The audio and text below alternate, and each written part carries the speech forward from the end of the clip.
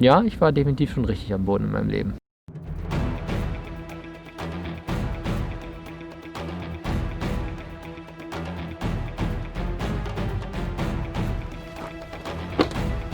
Hey Leute, ich bin's Fritz und ich wohne seit 4 Monaten in dieser wunderschönen G-Klasse.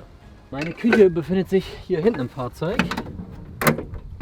Also generell, ich habe keinen Eigenausbau und nichts fest verbautes, sondern ich habe so eine Box hier drin stehen, Kuckuckbox. Die ist an den Seiten festgemacht mit so Spanngurten, also auch recht flexibel. Ja, hier ein kleiner Auszug, Brettchen, Einfeldkocher und dann habe ich hier noch einen Wasserkanister und hier dann diverse kleine Kisten mit Essen und Besteck drin. Also es fing eigentlich alles im Sommer an. Es war irgendwie so der erste laue Sommertag, oder sagen wir mal die Nacht. Und ich bin nach Hause gefahren, in meine Wohnung, habe gegen die weiße Wand geguckt und dachte mir so, irgendwie ein bisschen langweilig hier. Draußen ist noch schön warm. Einfach meine Bettdecke geschnappt, rausgefahren an den See, gebadet, draußen geschlafen. Und das habe ich ja irgendwie noch einen Tag gemacht und noch einen Tag. Und dann dachte ich einfach so, ach komm, der Sommer beginnt, bleib erstmal eine lange Zeit draußen. Und das habe ich dann nochmal gemacht. Und dann irgendwie einen Monat später dachte ich, komm, alles oder nichts, ich kündige einfach meine Wohnung. Und wollte es einfach mal so als Experiment wagen, wie es so ist, nur im Auto unterwegs zu sein. Das Bett befindet sich direkt hier oben drauf. Hier sieht man noch meine Bettwäsche. Und das Bett lässt sich dann nach vorne ausklappen. Dazu müssen wir einmal rumgehen. Wir haben hier keinen T5-Bus oder einen riesen Unimog. Müssen wir die Sitze erstmal bis nach vorne machen. Ich gehe mal kurz auf die andere Seite.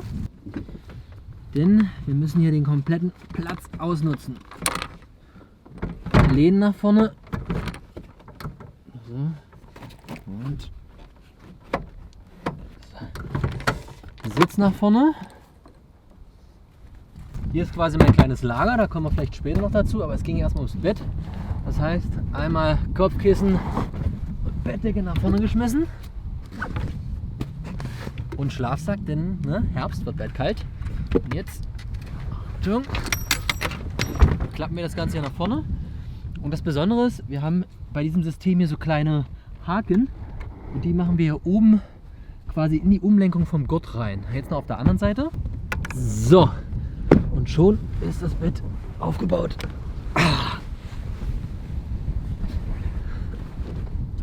Ja, wir haben hier eine Liegefläche von 1,26 mal 2 Metern.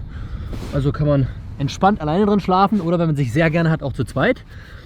Und das Besondere daran ist, was ich woanders so noch nicht gesehen habe, ist, das Ganze ist ja hier mit so einer Art Flaschenzug eingehakt. Das heißt, ich habe keine Unterfahrkeile oder wie man die nennt, wenn das Auto schräg stehen sollte, sondern ich kann das hier einfach so ein bisschen individuell nach oben und unten ablassen und das Auto kann ein bisschen schräg stehen und ich mache mir trotzdem eine gerade Liegefläche. Generell, ich habe hier drin keine Standheizung und auch keinen Kühlschrank verbaut. Das nochmal nebenbei. Wenn ich früh fahre und die Lüftung anmache, dann kriege ich die Feuchtigkeit wieder sehr, sehr gut raus. Ja, und wenn ich jetzt hier stehen sollte, dann mache ich halt irgendwie alle Fenster auf. Aber ja, das Thema Feuchtigkeit ist spannend. Ich muss sagen, diese ersten 3 Monate im Sommer wirklich keinerlei Probleme. Also wirklich null. Mir fällt nichts ein, was mich da jetzt irgendwie genervt hat oder so. Jetzt, wo es in den Herbst reingeht, ist eigentlich das größte Thema die Feuchtigkeit. Von der Temperatur her muss ich sagen, geht es alles noch. Aber ja, man merkt es im Hintergrund, hier ist auch alles neblig, überall Feuchtigkeit rein. Auch wenn man draußen unterwegs ist, alles ist nass, das nimmt man ins Auto mit rein. Deswegen wird jetzt am Sonntag eine Standheizung eingebaut, um damit hoffentlich die Feuchtigkeit besser in den Griff zu kriegen. Ja, ich habe hier so Bundeswehr-Zageskisten, A5-Modell ist das. Gibt es immer bei irgendwelchen Kleinanzeigen oder sowas, habe ich mir 5 Stück von geholt. Ne, 4 sind es, keine 5. Genau, die habe ich halt verschiedenste themenmäßig sortiert und das ist so ein bisschen mein Kleiderschrank. Man sieht hier habe ich noch so ein bisschen Jacken liegen und hier habe ich auch noch 2 Pullover drin. Aber ansonsten ist die restliche Kleidung hier drin. Also hier sind meine ganzen Hosen, Autohosen. Hier auch immer noch eine Jeans und eine Jogginghose. Hier habe ich meine ganzen T-Shirts und die T-Shirts habe ich alle gerollt. Ja, die sind alle so gerollt und reingesteckt. Finde ich irgendwie für den Überblick ganz gut. Und hier drüben nochmal verschiedenste Socken und so ein bisschen Sportkleidung, Funktionskleidung. Und das war es auch an Klamotten.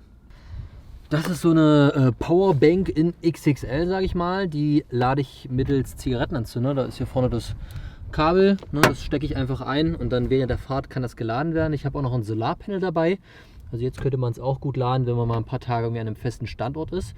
Und genau, ich habe auf der anderen Seite hier, ein bisschen rumdrehen, auch ganz normale Steckermöglichkeiten, also kann damit meinen Laptop laden.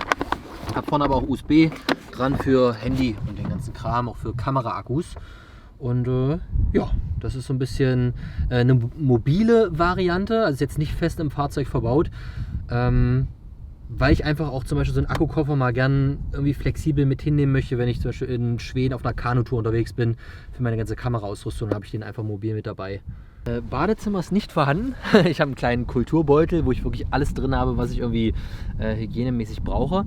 Aber ich mache das immer so. Ich bin generell bei einem Fitnessstudio angemeldet, das überall in Deutschland verschiedene Standorte hat, 24 Stunden offen, 7 Tage die Woche.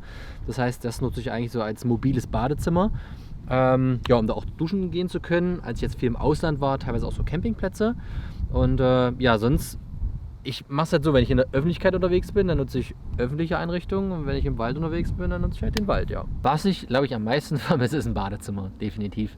Also quasi Toilette, Dusche, das alles schnell, kompakt da zu haben, sich einfach mal in eine Wanne zu legen und mal, gerade nach einem Tag, wenn ich jetzt hier irgendwie im Wald bin, viel gearbeitet habe, dreckig, nass, was ich auch gerne mache, aber dann ist so ein Punkt, wo man gerne einmal resetten möchte und sagen möchte, boah, einfach mal kurz alles aus, sauber machen und wieder am nächsten Tag frisch starten, und das ist nicht ganz so einfach.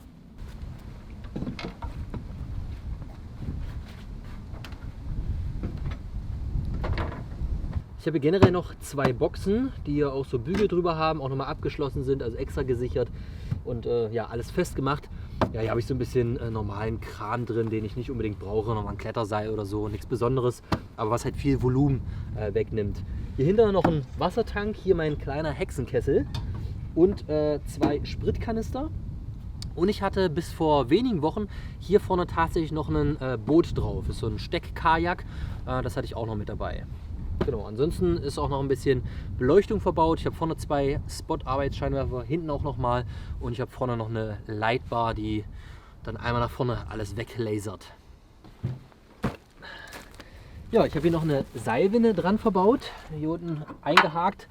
Und die habe ich tatsächlich neulich auch das erste Mal wirklich gebraucht, als ich mich festgefahren habe. Und ja, war mit einem Kollegen unterwegs und habe mich dann hinten angeschlauft, und dann ja, hat das Ganze gut funktioniert. Ansonsten habe ich die auch schon oft für so Waldarbeiten benutzt, um ein bisschen Holz irgendwo rauszuziehen. Und ja, wenn es gar nicht mehr weitergeht hiermit, dann habe ich an der Seite noch Sandbleche.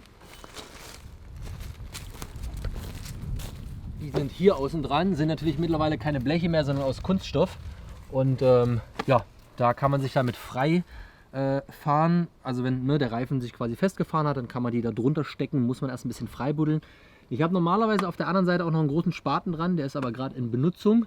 Und ja, die habe ich zum Glück noch nicht gebraucht, weil ich glaube, wenn ich die brauche, dann wird es richtig schlammig. Aber der Tag wird kommen. Ich muss sagen, dieses Thema Privatsphäre ist seit diesem Leben in der G-Klasse, seit ca. 4-5 Monaten extrem gestiegen, dass ich weniger Privatsphäre habe. Und es ist so langsam an einem Punkt, der erreicht wird, wo es mich wirklich stört. Aber nicht das Thema an sich, sondern gewisse Einzelsituationen. Ich war 3 Wochen in Afrika, komme zurück, bin einen Tag in Berlin, mitten im Stadtverkehr, stehe auf einer riesen Kreuzung, Ampel ist rot, und plötzlich kommt neben mir einer angerannt, klopft wie wild an die Scheibe, fängt an, versucht meine Tür aufzumachen, die zum Glück abgeschlossen war, rennt ums Auto drumherum, ich mache langsam die Fensterscheibe runter, er drückt seine Hand rein und man so, Fritz, steig mal aus, fahr mal vorne ran. Und ich denke mir so, nein.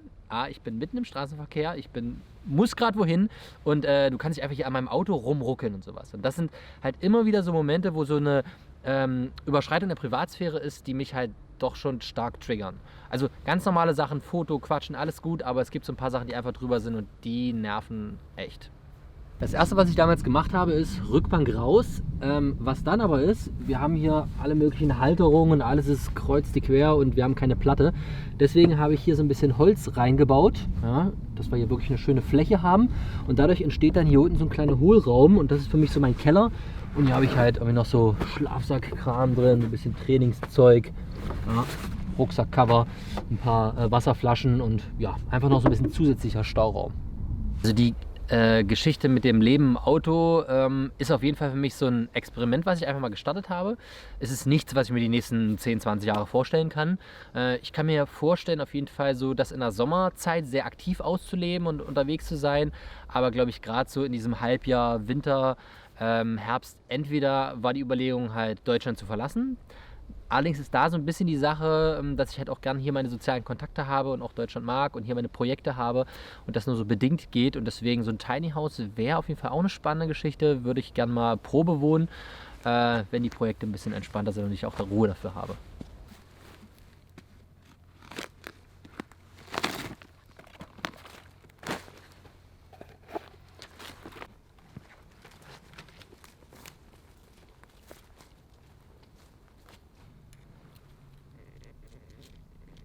Weiß ich, also mir macht das einfach Spaß. So, ich bin in der Kindheit schon viel draußen gewesen durch meine Großeltern.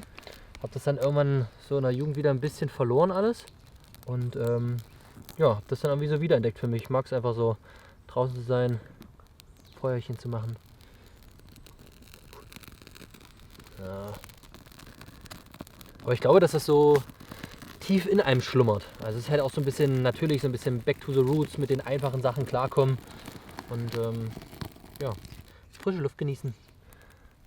Also klar, in den Videos ist es schon sehr, sehr aufgedreht, aber eigentlich ist der Tag, an dem ich das drehe, der reine Videodreh, ist gar nicht so aufgedreht, sondern ich schneide nur alle Sachen, die unaufgedreht sind, raus. Und somit kommt halt nur irgendwie Action, bam, und irgendwas fällt rum und irgendwas geht schief. Und bestes Beispiel, ich habe mir gestern erstmal schön in die Hose geflext und noch das Knie aufgerissen. Das sind alles so Sachen, die irgendwie passieren und dann natürlich hintereinander weg zackig geschnitten werden.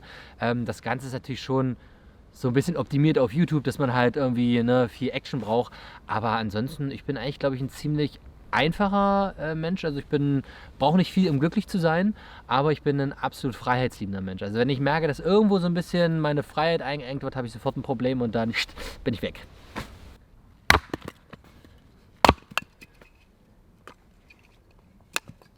Also generell, wenn Leute irgendwelche Ideen, Träume, Ziele oder sowas haben, ist mein Tipp immer, direkt anzufangen und klein anzufangen. Also nicht jetzt sich groß zu überlegen, okay, was könnte ich irgendwann mal in 2 Jahren vielleicht probieren und Ewigkeiten darauf hinarbeiten, sondern sagen, okay, wenn ich irgendeine Idee habe, dann fange ich quasi in den nächsten 1, 2 Tagen an. So, wenn ich Sport machen will, dann fange ich heute mit einem Probetraining an, auch wenn das mal nur eine kleine Sache ist. Ja? Oder wenn ich sage, ich will abnehmen oder ich will irgendwie, ich will mehr diese Natur erleben. So, dann plane ich nicht irgendwie irgendein Norwegen-Abenteuer in 6 Monaten, sondern ich nehme mir einfach meine Jacke, ziehe an und gehe raus in den Wald und erlebe das einfach mal. Also schnell anfangen, klein anfangen und dann ganz, ganz kleine Steps machen, um irgendwann an das große Ziel zu kommen.